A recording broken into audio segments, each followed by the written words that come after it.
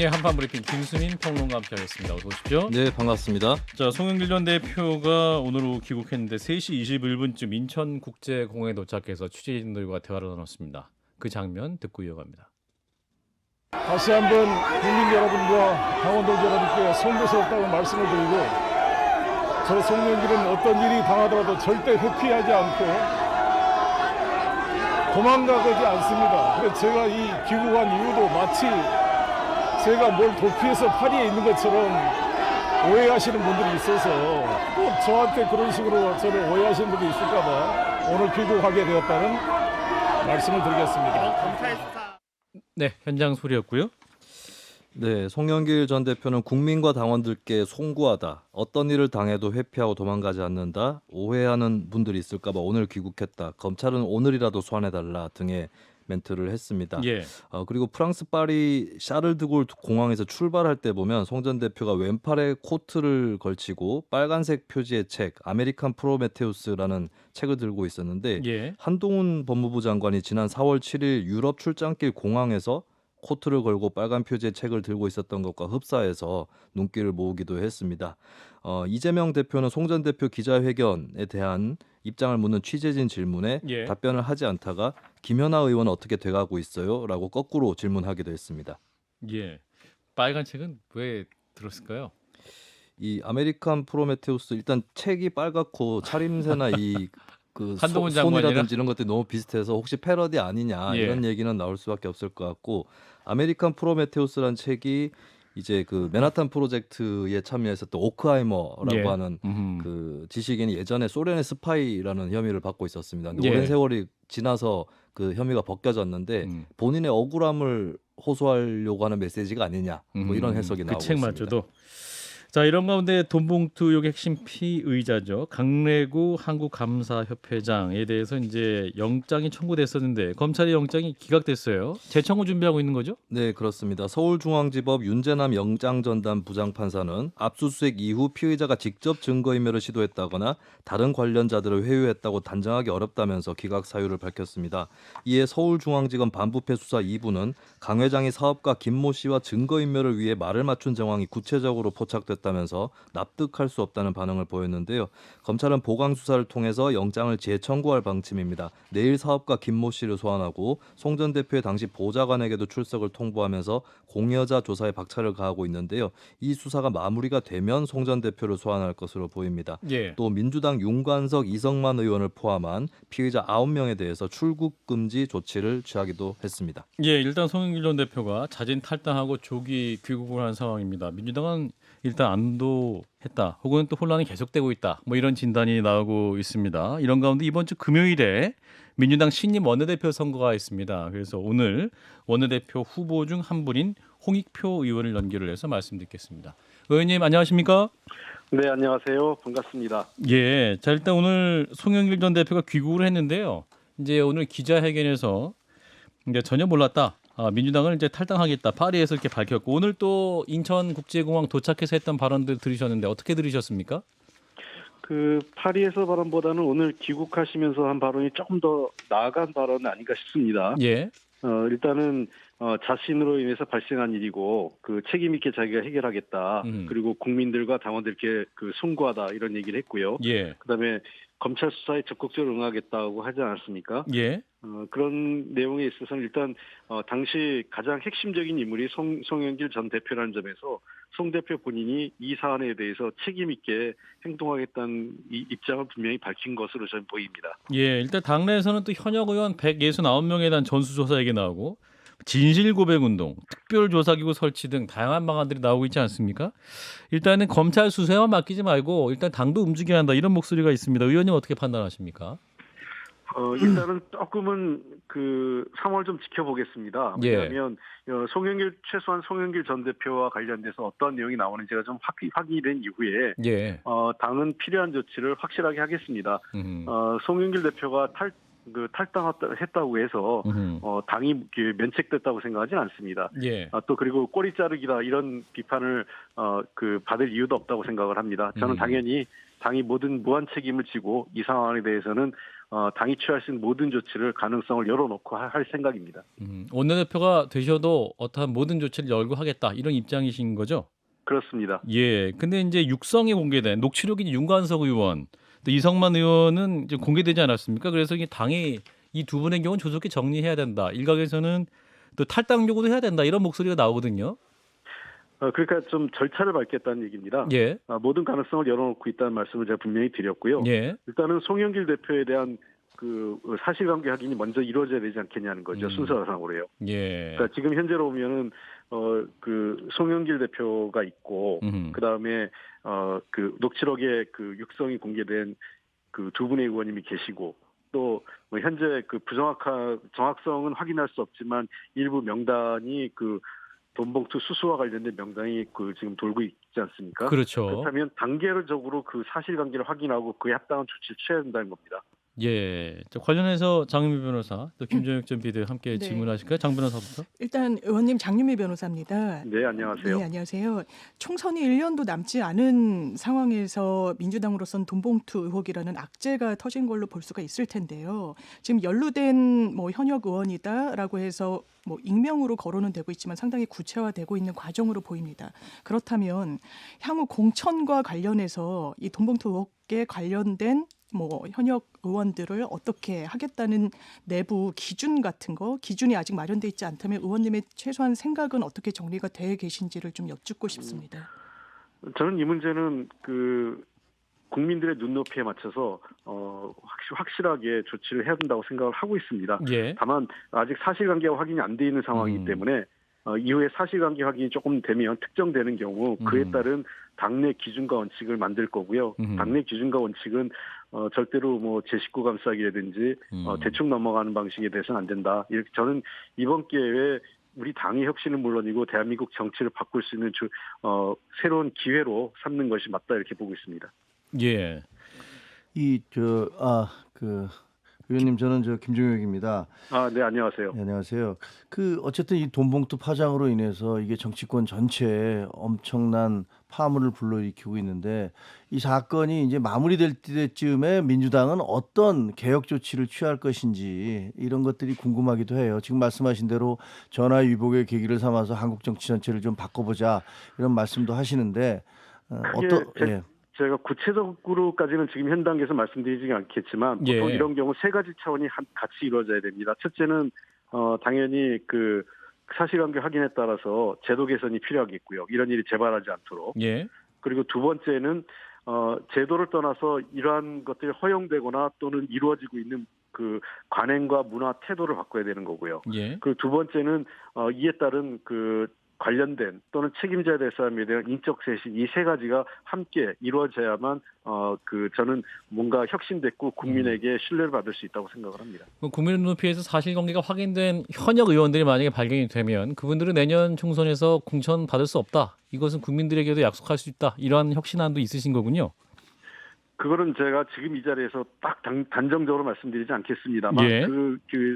사실관계 특정되는 데 따라서 저희들이 그 어떤 기준을 세울지를 당내 그 집단지성을 모으겠습니다. 그럼 다만 그건 확실한 것은 국민의 눈높이에 부합하도록 하겠습니다. 금요일에 이제 원내대표 선거가 치러집니다. 이제 우리 의원님 오늘 이제 원내대표 선거 나가시는 것 때문에 저희 모셨는데, 자, 왜 홍익표가 이 위기 시기에 민주당 원내대표가 돼야 하는지 말씀 주실까요? 네, 잘 아시는 것처럼 우리 당이 지난해 두 번의 큰 선거에서 패배했습니다. 예. 여러 가지 이유가 있겠는데요. 지금의 위기의 대한민국 그리고 민주당이 두 번의 패배를 넘어서서 내년 총선에서 승리하기 위해서는 가장 중요한 것은 첫 번째는 정책적으로 유능한 사람이 된다고 생각합니다. 예. 제가 오랫동안 정책 관련해서 정책위 의장을 포함해서 민정관장 등 다양한 정책적 그 역량을 준비해 왔습니다.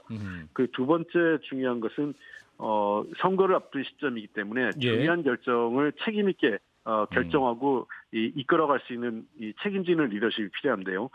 제가 그 역할을 하겠다는 것이고 세 번째는 용기 있는 지도자야 된다고 생각을 합니다.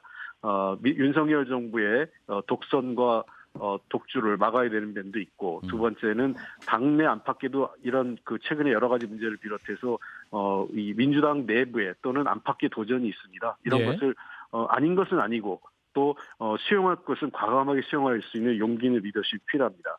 마지막으로 혁신을 하기 위해서는 예. 희생과 헌신이 필요한데요. 음. 아시는 것처럼 제가 제 자신의 그 지역을 내려놓고 어려운 서초구로 지금 새로운 도전을 시작했습니다. 예. 희생과 헌신은 남에게 요구하는 게 아니라 제 자신부터 내려놓고 그 힘을 바탕으로 혁신을 해 나가는 것이 필요하다고 생각해서 저는 이런 네 가지 기준에서 제가 할 수 있는 일이 있다고 생각합니다. 의원님 이제 정책 정당을 가장 핵심적으로 말씀하고 계시는데요. 근데 지금 현재 이재명 대표에게도 사법 리스크가 있고 지금 이제 돈봉투 파문 때문에 그 3만 개에 달하는 녹취록 안에 무슨 내용이 있는지 아무도 잘 모르고 있기 때문에 민주당에 엄청 큰 악재가 있지 않습니까? 그런 상황에서 네. 이제 민주당이 어떤 정책을 얘기한들 국민들 귀에 들어오겠느냐 이런 비판도 있습니다. 저는 꼭 그렇게 보진 않습니다. 그거는 과거입니다. 과거는 우리가 반성하고 바로잡아 나가서 다시는 그런 일이 발생하지 않도록 바로잡으면 되고요. 예. 그 국민들께는 다시 미래를 얘기해 드릴 수 있다고 생각을 합니다. 민주당이 정책 정당으로서 과거에 우리가 좀 부족했던 정책적인 측면을 우리가 보완해서 국민들의 삶과 미래를 책임질 수 있는 확실한 정책 정당으로서의 능력과 이미지를 보여준다면 저는 국민들께서 미래를 위해서 민주당을 선택할 수 있다고 생각을 합니다. 과거의 잘못된 부분에 연연하지 않겠습니다. 과거의 잘못된 부분은 과감하게 도려내고 수술하고 우리는 미래를 위해서 국민께 우리의 모습을 보여드릴 생각입니다. 근데 의원님 이게 좀 야박한 평가일지도 모르겠습니다만 그 민주당에서는 성비위 논란이 있었을 때 안희정, 박원순, 오거돈 뭐 여러 가지 그 논란이 있었지 않습니까? 그럼에도 불구하고 그 이후에도 계속 최근까지도 그런 성비위 의혹이 발생하고 있고 그리고 지금 이제 돈봉투 사건에 대해서도 이것을 뭐 앞으로 과거는 과거니까 앞으로 나가겠다라고 얘기하시지만 과거의 그 성비위 사건의 예를 들어보면 과연 달라질 수 있을까? 이런 생각이 들기도 합니다.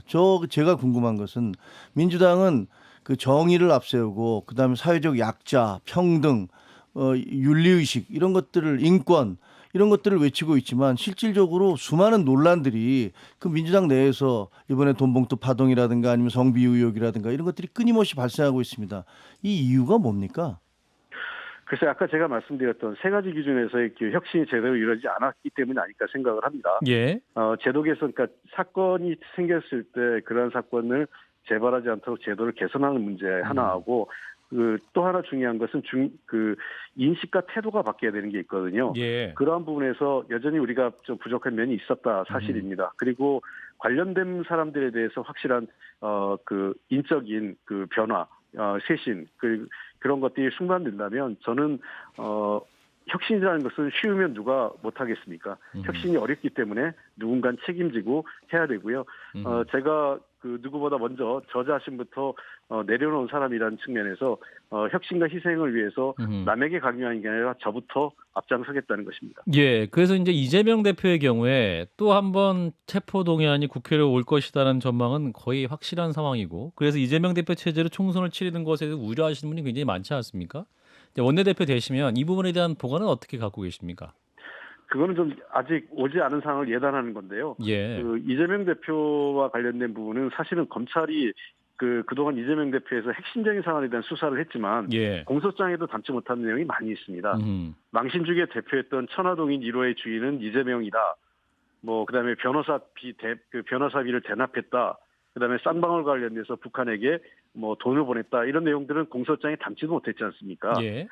사실은 그런 측면에서 당초 일방적으로 검찰이 선에서 수사했던 그리고 정보를 흘렸던 시점에서 공소장이 제기되고 법원의 시간으로 온 현 시점에서는 도리어 검찰의 입장이 궁색해지는 과거에 너무 언론 플레이나 또는 이재명 당대표에 대한 지나치게 이 사건 부풀리기 이런 것들이 많았다고 생각을 하기 때문에 저는 이 시점에서 이재명 당대표에 대한 문제를 사법적인 문제는 이 검찰이 어떠한 사실관계를 갖고 오느냐에 따라서 판단하겠지만 검찰 스스로가 자신들의 수사 관행이 올바랐는지 그다음에 진짜 이 수사가 공정하고 정치적 어떤 개연성 정치적인 것들이 전혀 내재되지 않은 수사인지에 대해서 스스로도 자성할 필요는 있다고 봅니다.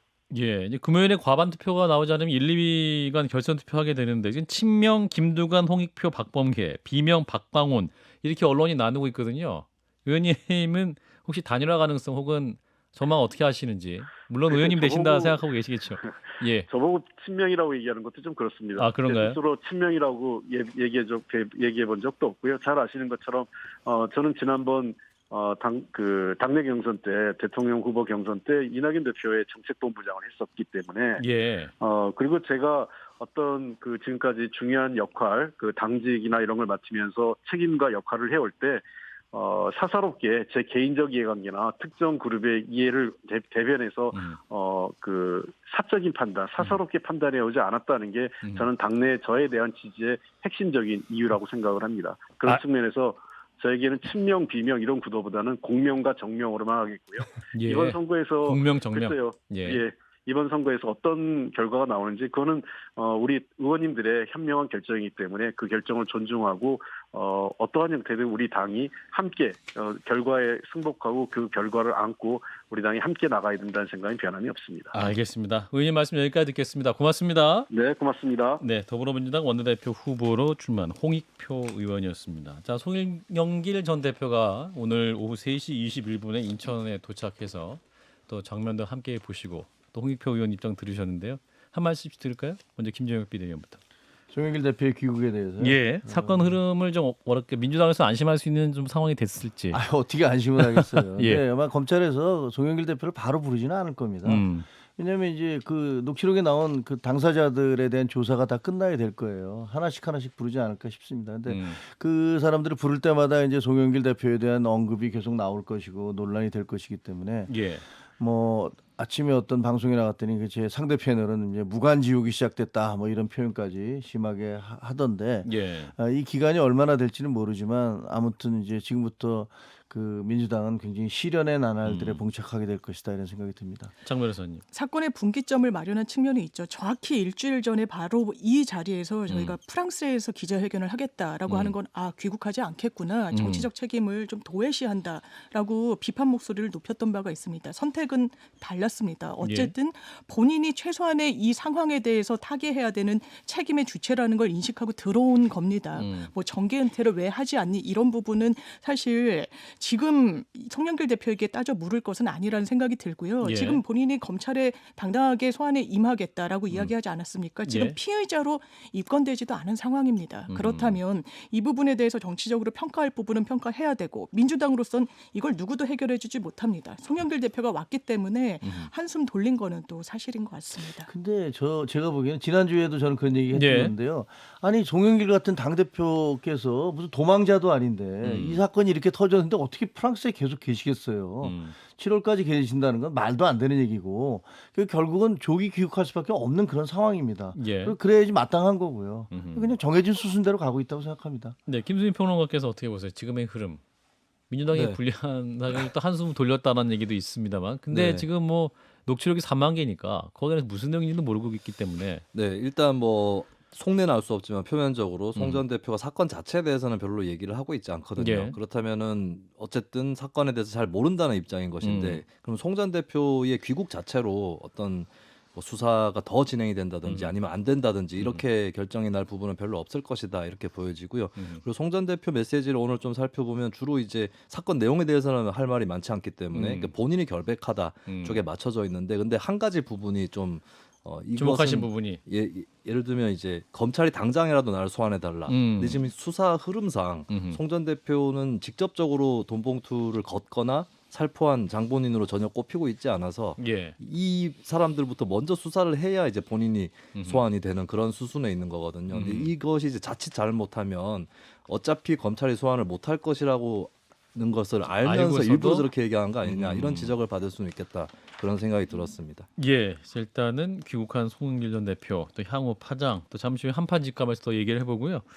자, 대통령이 오늘 출국했습니다. 30일까지 5박 7일간 미국을 국빈 방문을 합니다. 4월 26일에 바이든을 만나고 또 어떤 성과를 낼 것이다. 이 부분 굉장히 주목되고 있는데 핵 문제 얘기도 공동선언 들어간다고 하죠? 네, 5박 7일 일정 동안 윤석열 대통령은 바이든 대통령과의 정상회담을 포함해서 미국 상하원 합동의회 연설, 매사추세츠 공대 방문, 하버드대 정책 연설 등의 일정을 소화를 합니다. 예. 또 대기업 그룹 회장단을 포함한 경제사절단이 동행해서 투자 유치나 공급망 협력 강화 등을 목표로 한 일정도 전개가 될 예정인데요. 이런 가운데서 북한에 대한 핵 확장 억제 방안 무엇이 나올 것이냐 주목이 되고 있는데 오늘 동아일보는 한국 정부가 미국 정부의 요청 주문을 하기를 핵 공격을 받으면 미국이 핵으로 보복 대응한다. 그러니까 북한의 핵 공격을 받았을 때 미국이 북한으로 보복 공격한다는 내용을 공동 문서에 적시해달라라는 입장을 한국 정부가 미국 정부에 전달했다는 보도가 나왔습니다. 핵 우산을 좀 명확하게 해달라 이런 의미가 될까요? 그렇습니다. 과거에 뭐 핵우산이란 개념은 있었는데 이런 보복 공격이 명시가 된 적은 없었거든요. 그것을 분명하게 좀 써달라. 이런 것이고 예. 또 한국의 요구에 따라서 미국의 핵 전략 자산 한반도 전개도 이뤄질 수 있도록 해달라 이런 내용도 협의 중이라고 보도됐습니다. 예, 또 이런 가운데 대통령이 워싱턴 포스트와 인터뷰한 내용도 공개가 됐는데 지난번 로이터와 조금 맥락이 좀 다른 말도 했던 것 같습니다. 네, 이번에 워싱턴 포스트지와 인터뷰에서도 윤석열 대통령이 우크라이나 지원에 대한 얘기를 했는데요. 예. 이렇게 얘기했습니다. 우크라이나는 불법적으로 침략당한 상태이며 따라서 여러 종류의 도움을 제공하는 것이 필요하다라고 밝혔는데요. 예. 그런데 여기 단서를 붙였습니다. 어떻게 무엇을 제공할지에 대해서는 우리나라와 전쟁 당사국들 사이에 직간접적인 관계를 고려할 수밖에 없다라는 단서를 붙이기도 했습니다. 그리고 한일 관계에 대한 언급도 있었습니다. 안보상 시급성으로 더 이상 한일 협력을 미룰 수 없었다라면서 100년 전 역사로 인해 일본이 사과하기 위해 무릎 꿇어야 한다는 인식은 받아들일 수 없다라고 말했습니다. 예. 자, 이제 대통령은 지금 뭐 한일 또 한미 외교안보 이슈 논란이 있고 돈봉투 의혹으로 민주당 양쪽 지지율이 이제 모두 하락했다 이런 조사 결과가 나와 있는데 간단히 짚어주시면. 네, 미디어 트리뷴 의뢰로 리얼미터가 지난 4월 17일부터 21일까지 5일 동안 전국 만 18세 이상 2,520명을 상대로 조사를 한 결과입니다. 예. 윤석열 대통령 국정수행 긍정평가는 32.6%였고요. 지난주보다 1.0%포인트 하락했는데 3주 연속 하락세로 드러났습니다. 부정평가도 3주 연속 상승해서 64.7%에 이르렀는데요. 부정평가는 부산, 울산, 경남에서 6.2%포인트, 무당층에서 4.8%포인트가 상승했습니다. 그리고 국민의힘 지지율은 지난주보다 0.6%포인트 상승한 34.5% 소폭 상승을 보였고요. 예. 민주당 지지율은 지난주보다 3.1%포인트 하락한 45.7%로 드러났습니다. 광주 전라 지역에서 9.4%포인트 하락했고 중도층에서 5.8%포인트 하락했습니다. 예. 자, 일단 대통령의 이제 방미, 미국 국빈 방미 일정이 시작이 됐는데요. 뭐 워싱턴 포스트 인터뷰까지 들으셨는데 어떤 바람이 있으신지 기대 밝혀주시면. 예, 김정익 비대위원부터. 기대해요? 북한의 핵 공격에 대한 예. 미국이 핵으로 보복한다 이런 내용 이제 공동문서에 넣는다. 근데 이게 그 실제로 뭐 일단 보도니까 예. 들어갈지 안 들어갈지 저희가 잘 모르잖아요. 근데 저는 사실은 이런 보도가 미리 나오는 게 별로 그 우리 국익에 별로 도움이 되지 않는다라고 생각을 합니다. 제가 기자 생활을 오래 하면서 특이한 것 중에 하나는 대통령의 해외 순방이 최근에 이제 윤석열 대통령처럼 사전에 거기에 대해서 논란이 이렇게 많이 제기된 거를 본 적이 없어요. 왜 그렇습니까? 아니 그러니까 계속 제가 보기에는 역시 이것은 그 이재명 그 후보 대표와 예. 대선 2라운드가 계속 진행되는 것 같은 그런 상황들. 그러니까 여야의 대립이 아주 정말 대선 이후에도 계속 치열하게 진행되고 있고 심리적으로 그 대선을 인정할 수 없는 상대방을 인정할 수 없는 그런 분위기. 언론과 야당과 여당과 뭐 마찬가지 반대편일 테니까요. 예. 이런 분위기가 많이 영향을 미쳤을 거라고 생각을 합니다만 역대 대통령이 해외에 나가거나 순방을 얘기를 할 때 뭐 이거는 가져와야 돼. 뭔 어떻게 해야 돼. 뭐 이런 식의 논란이 지금까지 있었던 적이 없거든요. 근데 지금은 계속 그런 논란이 있습니다. 일본에 가면 뭘 받아와야 돼. 미국에 가면 뭘 받아와야 돼. 그런데 그런 식의 기대치를 계속 높여놓으면 어떤 순방 외교도 성공하기가 쉽지가 않거든요. 그래서 이것도 저는 또 다른 어떤 뭐랄까 그 양자 대결, 극한 대결의 어떤 한 부산물이다 이렇게 생각을 합니다. 네, 장 변호사. 저는 대통령 오늘 동아일보 보도 내용을 이런 거잖아요. 그러니까 핵 공격을 우리가 먼저 선제적으로 받으면 미국이 보복 대응하기를 한국 정부가 먼저 요청했다라는 건데. 예. 대한민국의 지도자라면 그리고 대통령이라면 이런 어떤 사실상의 전쟁 상황을 전제한 뭔가 공동성명문을 넣는 건 방향이 맞지 않다라고 생각하고요. 당연하게도 사전 억지책을 어떻게 가져갈 것인지 국민을 이 핵 위협으로부터 어떻게 보호할 것인지가 이 인식의 중심에 있어야 된다라고 생각합니다. 핵 공격을 받으면이라는 전제부터 우리가 입에 올리는 순간 굉장히 좀 위험에 빠질 수 있다라는 생각이 들고 또 하나는 계속해서 외신과의 언론 인터뷰가 문제가 되고 있는데 예. 오늘 워싱턴 포스트에서는 이런 이야기를 합니다. 100년 전의 일로 일본이 무릎을 꿇어야 한다는 인식에 동의할 수 없다라는 거예요. 역사 인식이 왜 중요하냐면 미래로 나아가기 위한 전제이기 때문입니다. 지금 한국 정부가 이런 입장을 견지하는 사이에 일본 어떻게 하고 있습니까? 최근에 야스쿠니 신사를 무려 90명의 의원들이 방문을 했습니다. 예. A급 전범들이 잠들어 있는 곳이죠. 이 부분이 과연 정말 건전한 건강한 한일 동맹이라고 볼 수 있는 것인지 저는 국민들이 박수칠 수 없다라고 생각해요. 대통령의 인식이 바뀌지 않는 한 저는 상당히 이런 문제가 계속될 여지가 높다라는 생각이 듭니다. 100년 전 일로 일본에 무릎 꿇어야 하나 뭐 이런 말. 자, 그럼 저는 좀 반론을 드리고 싶은데요. 그 김대중 대통령 같은 경우는 그 대통령이 당선되자마자 일본에 가셨어요. 그래서 일본 의회에 가서 연설을 하시면서 뭐라고 그랬냐면요. 그 한일 관계는 수천 년을 지속돼 왔다. 양국 관계가 나빴던 것은 과거에 200년 전에 7년 동안 임진왜란 기간과 그리고 최근에 36년간의 어떤 식민지 지배 이때 50년도 안 되는 기간에 불과하다. 예. 그런데 수천 년의 양국 관계가 이 50년도 안 되는 기간 때문에 서로 나빠진다면 이건 우리 조상들에게 볼 낯도 없고 어리석은 짓이다. 이렇게 말씀을 하셨어요. 일본 의회에 가서 그렇게 얘기를 했어요. 예. 만약에 지금 윤석열 대통령이 일본 의회에 가서 이런 얘기를 하셨다면 아마 민주당 지지자들은 이 매국노고 무슨 토착외국이고 이런 비판하시지 않겠습니까? 그때 일본과는 태도가 다릅니다. 일본의 태도가 그렇습니다. 그 당시에는 과거 역사에 대해서 굉장히 사과한다라는 공식적인 입장을 내고 있었습니다. 예. 그렇기 때문에 상호작용하에서 우리도 미래지향적인 한일 관계를 가져갈 수 있다라고 하는데 지금은 전혀 그 당시와는 상황이 다르고 일본의 공식적인 태도 또한 상당히 결을 달리한다라고 생각합니다. 그 선후 관계가 잘못됐는데요. 그 김대중 대통령이 그런 말씀을 하신 다음에 오부치 선언이 나온 거예요. 그리고 그 이후에 김 대통령은 돌아와서 일본 문화에 대한 전면 개방을 했습니다. 그래서 그때 당시에도 수많은 비판들이 있었어요. 그런데 대통령은 밀어붙였고 결국은 그것이 우리나라의 한류가 일본으로 넘어가게 되는 그런 계기를 만들었는데 저는 뭐 정치적인 결단이라고 생각을 합니다. 그래서 지금 이 말씀 자체가 아마 이제 표현 자체가 굉장히 정치적이지는 못해요. 100년 전의 일 갖고서 우리가 뭐 일본을 무릎을 꿇린다느니 뭐니 이런 표현 자체는 정치적인 표현이지 못하지만 기본 기본 인식은 자 우리가 앞으로 한일 관계도 그렇고 그 군사적 뭐랄까 그 북핵 위협에 대한 대응이라든가 예. 경제적이라든가 이런 것 때문에 갈 길이 먼데 이 과거 문제에 우리가 발목을 잡혀 있어서는 안 된다라는 그 얘기를 하신 거라고 생각을 합니다. 장 변호사님 반론 짧게 할까요? 네, 일단 이 아마 사전 조율이 있을 거라고 보는 게 맞다라고 생각해요. 왜냐하면 예. 우리가 이 정도로 하면 당신들도 이런 사과의 어떤 입장을 내달라. 지금 정부는 윤석열 정부는 그런 게 없습니다. 그냥 반잔을 우리가 채웠더니 앞으로 반잔은 알아서 채울 것이다. 대단히 아니래요. 그리고 이 외교에서 사실상 보지 못했던 하나의 전례를 세우고 있어서 그런 점에서 아쉽다고 생각합니다. 알겠습니다. 전세 사기 피해 대책 얘기 좀 해볼게요. 짧게 해야 될 것 같은데 정부와 여당이 일단 당정 협의를 열었는데 어떤 내용입니까?